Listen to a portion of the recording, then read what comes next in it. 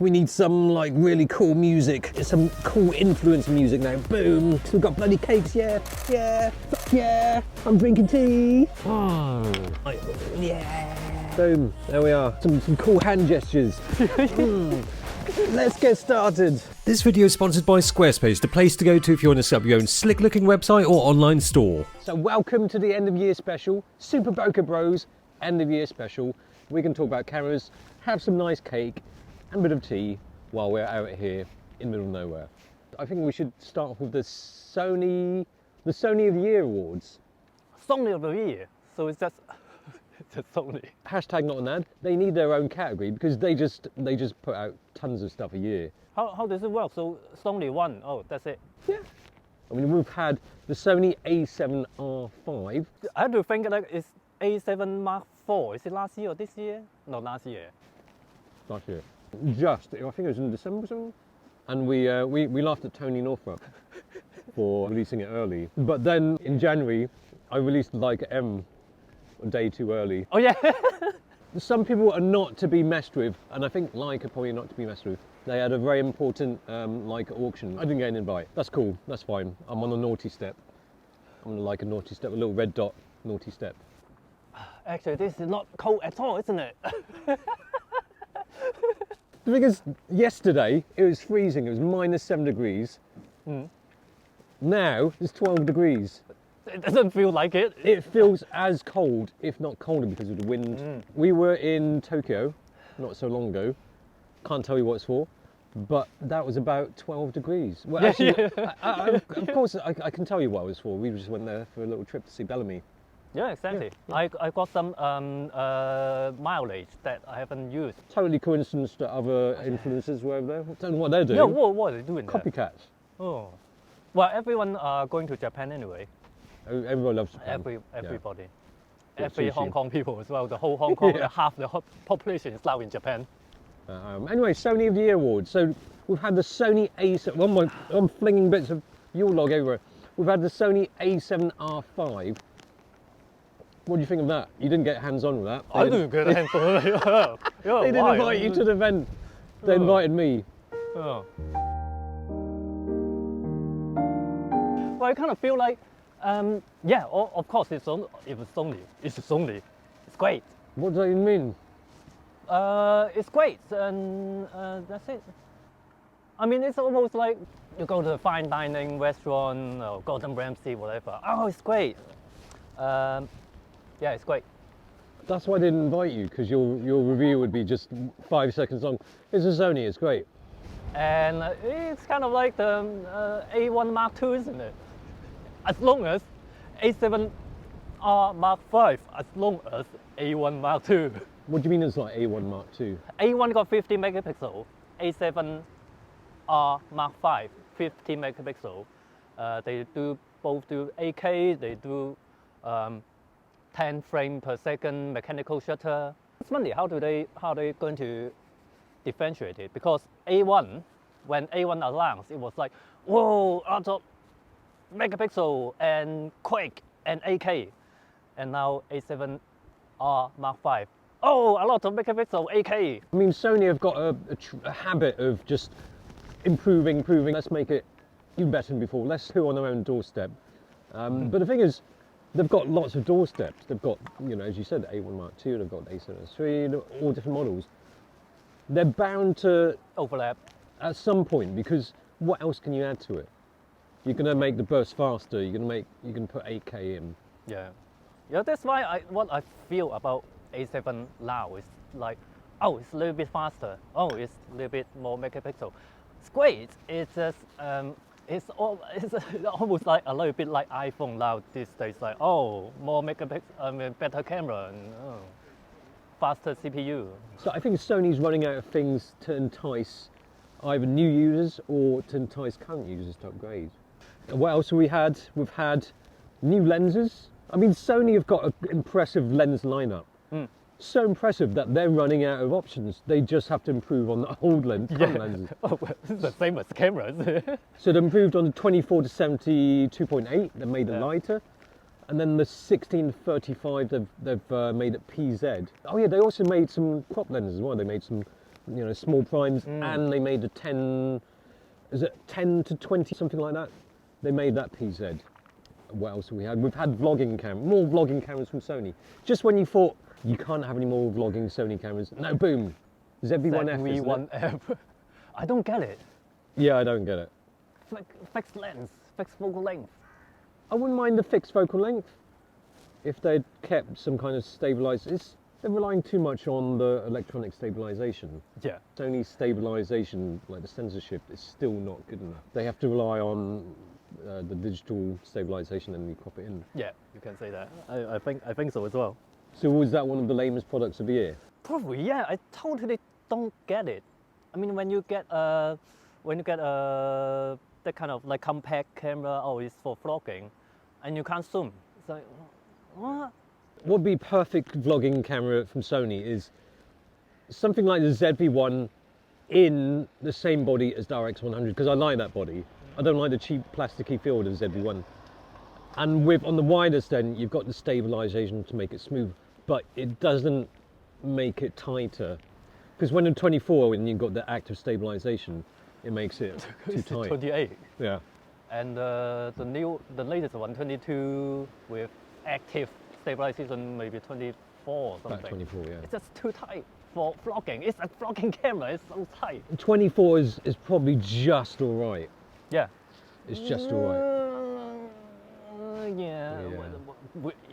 Without cropping in. Yeah. Cropping in, nah. Well, you know the Panasonic, they had the G100 before, Yeah. if you remember. Yeah. Or if you remember, this is the G100. Ding! It is great. It is the size of ZV-1, probably around the size of a ZV-1. And you got interchangeable lens. It got a bigger sensor because it's a micro four third. But then they just ruined it because when you put on, it doesn't have in-body stabilization. It only rely on electronic stabilization. But then, not electronic, digital stabilization. But if you use a third-party lens, the digital stabilization doesn't work. It's like, what? Why would you do that? They just turn off that feature. I think Panasonic could absolutely nail it with vlogging cameras because they had like the GM1 before, which is tiny. Yeah, that Micro as Four well. Thirds. Where is it now? All of these brands that make these vlogging cameras, they make perfectly good vlogging cameras. It's just not the ones that they call vlogging cameras. Yeah. I don't understand it. They make cameras that's not much better than your phone, so people just use the phone. Yeah, exactly. I mean, the ZV-1, the one-inch sensor, your phone do better than that. Yeah. It does this, I don't know, clever stuff and it makes a dynamic range look really good. It looks better than the ZV-1. Yeah. So I'll just use my iPhone if I want, quick shots. So G100 got the micro four third sensor potentially better than a phone, and then they ruined it. Yeah, it's like we're going to put Messi on your football team. We're going to tape his legs together. Now you play. You hop around the pitch. Jump. Score a goal then. Jump. Yeah. Not so much of a goat now, are you? I think even Sony's mobile phones are better vlogging cameras than their vlogging cameras. Yeah. But talking about vlogging cameras that are not called vlogging cameras, Z30. FX30. Oh yeah, that's cool. Yeah. That's so cool. I didn't expect. Well, no, because at first you're like, oh, what's the point? I'll just buy that FX. Yeah. APS-C. What's the point? Keep talking about that FX3 like you'd rather have full frame. Yeah. Why? Full frame. I mean, it's same as would you pick between A7 or A60 500 or something? It kind of like you say A7. But now you like it. Yeah, it is quite attractive. I mean, once I tried it, it's so small and light. Yeah. And what they do is basically the same. This is equivalent to 1635. Yeah. How lightweight is that? The 1635 will be bigger, will be heavier. That's another thing. Sony are really doing a good job of making their crop lenses like small and compact. But the lenses, it makes it a nice tiny setup, especially with that 10 to whatever 22, 24. Because like years before with A60 400 at that time they didn't have that many crop sensor lenses compared to now. I've got pins and needles. Hang on, I need to stand up because let me just do that. That's why I had to sit on a Pelican. Yeah, good point. Okay. Look, I'm taking crap on my own bumper dumper. Remind me of one of the Top Gear. Yeah, the toilet seat. At the back. I think it's called a bumper dumper. So are you saying about FX30? It's like 30, it? yeah, great. And P-set lens Yes. with it. Yeah. Wow, great. I mean, I didn't expect the power zoom to be that responsive. Yeah. I mean, it's not totally the same as manual zoom, but it is really good. And when you especially when you zoom it, it's so light. Yeah. It's not like a manual zoom lens that you have to use both hands. You can use one hand, just your finger to zoom it. Also, it wasn't just, oh, let's chuck some old parts into a different body. Yeah, more than that. There's no other crop sensor camera with those features. If I were to give the Sony Year Award, it would be FX30 for me. Yeah. Yeah. Okay. Agree. And some honourable mentions that were excellent in their own right, but just weren't Sony enough. Canon R5C, which is an awesome R5 with a fan on it, and that's pretty much it. The R6 II, which is hard to knock because it offers a lot of Canon qualities for not much money for a Canon, but it's not a Sony. Then we have the Nikon Z30, which is a vlogging camera that nobody will buy. And then there's the new Leica M11, which is totally new because it has, it's new, alright? And then there's a Nikon Grip, which I don't actually have anything to say about it. This video is sponsored by Squarespace. If you want to set up your own domain, online retail space or website, it's super simple to get started and make your next move with Squarespace. With an easy to use interface filled with loads of templates and backed up with 24/7 customer service. You can try it out with a 14-day free trial and get 10% off your first order with this link and discount code. Talking about crop, this year was, I would say, almost like a year of a crop because how many full frame cameras came out? Not too many. Crop sensor cameras. Even Canon is back in the game. Yeah. They killed off the EOS M, but now they're back in the game. And Yeah, they've we got the don't R7. mention the USM anymore. No, It's that's, never happened. Let's just forget that happened. The bastard job. So what do we have? We have a lot of Fujifilm. We have Fujifilm X-T5, Yeah, we could. XX2, XX2S. I even ended up buying one of them. You bought the XX2S. The problem I have with those new cameras is they're all very samey. So you've got the XH2S, that's the top end. Okay, slightly low resolution than XH2, but it's got better video specs. Mm-hmm. It's faster. XH2 is a step down, but it's also a step down in price. Then a little bit of a step down is the XT5. Why buy the XT5 when you can get the XH2? And then why buy the XH2 when you can buy the XH2S?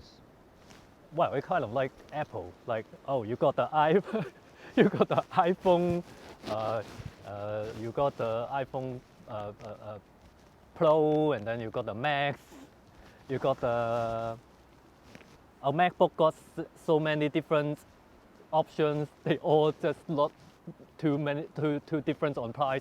But well, XT5 is quite. But actually, I think it's quite clear with Fujifilm now. If you don't shoot video, get the XT5. No, but It's smaller. Yeah. It's lovely. Okay, yeah, it's got. You can use the dials. Dials, yeah. Is that enough? Is that enough? Because I think it is enthusiast camera now. I mean, it's totally an enthusiast camera, XT5. Before that, the XT4 has to be the flagship. Now the XT5 doesn't have to be the flagship anymore. So it could be smaller, it could be handsome, got dials. I love it. I love it that way. Handsome. But it's always handsome, the XT series. Yeah. But I like it that way. If you want performance from Fujifilm, get the XH. If you want it it's just leisure, just enthusiast. X Pro. XT. Oh, X Pro. X Pro as well, of course. But then you've got to choose. Oh, you want SLR style or rangefinder style? So Fuji X100 or X Pro if you want Yeah. that whole nostalgic and the kind of old world style shooting. You get that. Yeah, and that viewfinder, love it so much. For me, the XT was always about okay, it offers a bit more. It's a bit better for more, video. Yeah. Now they've gone back to it's similar size to the XT1 and it's for photos. I'll choose the X Pro then. Well, I'll choose the X100. The I don't know, X100. some probably just don't like the X Pro. I don't know. What's wrong with them then? But I don't know. We'll have to see with the XT5. I'm just all right with it. And the funny thing is at the event, you know, it's got quite a good burst rate and etc. etc. And we take pictures stick and 6. Of course, they launched a macro lens, but you know, not really testing its autofocus capabilities. But I think Fujifilm, I think they're showing they're at the top of the game when it comes to crop sensor cameras. I mean, when you compare it to Canon's R7 and R10, Yeah, it's all right. it's all right.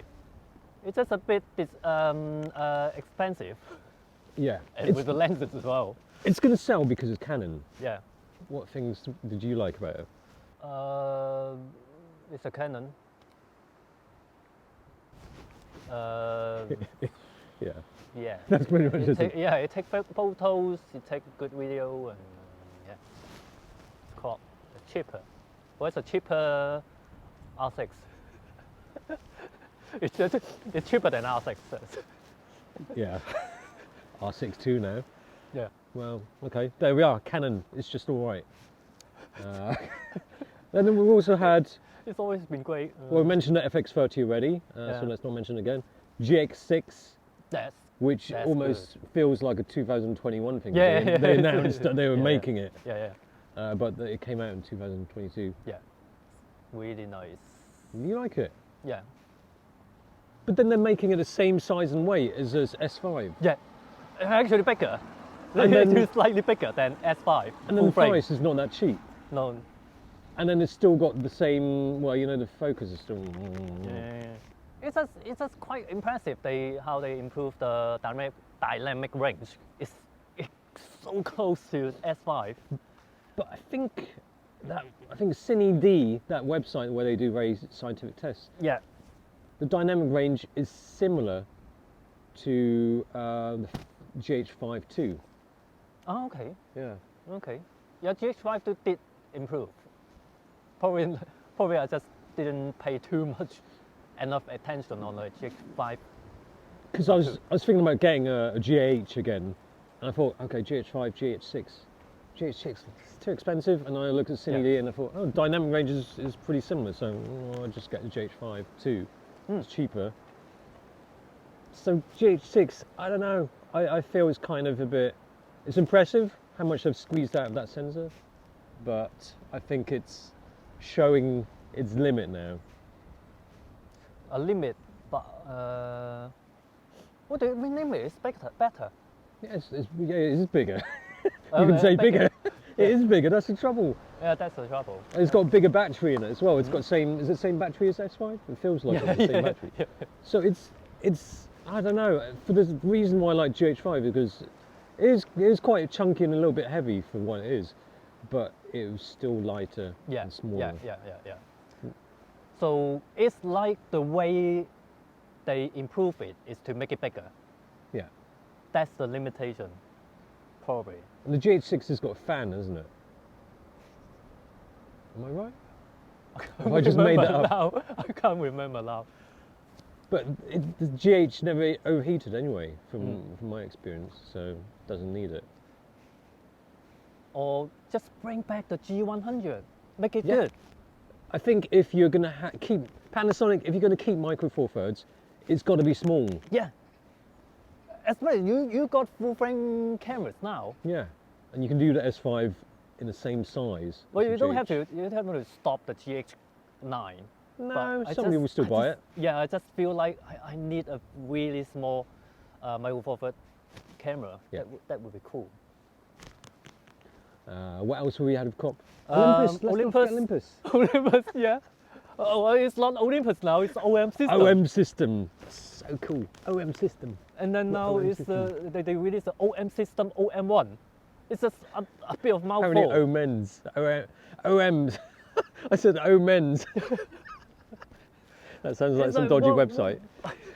Omens.com. It's funny how they put one of their product as their brand name.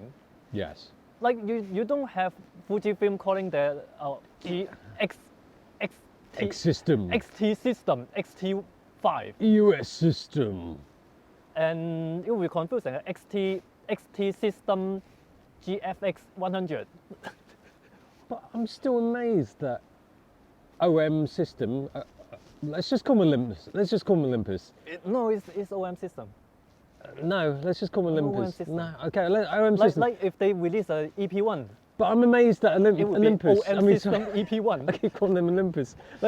I'm still amazed that OM system is still like clinging on. They're like, we're still making cameras. Here's a new Wow. camera. We're still alive, barely. And we're still. Alright, we get it, no need to hang off the boot lid. Olympus are somehow still around, making small centered cameras for bloated prices, milking the retro frame for as long as possible. But no one has wagged that retro shtick with as much finesse as Fuji. But not only are they superficially super, but have also pumped their 2022 crop cameras with much performance perks. Sony and Canon have shown what they're capable of with crop, but Fujifilm's offerings have been a prime example of what is still possible with smaller than full frame. I must add though that I got a bit carried away with my boot lid antics and I accidentally pulled out my mic and I messed up the sound for the rest of the video. But that's okay because the rest of it was rubbish, more rubbish than what has just been shown. Anyway, thanks for watching. Merry Christmas, Bye. Happy New Year, much love and prosperity and all that shiz, alright? Long live and prosper. Bye bye.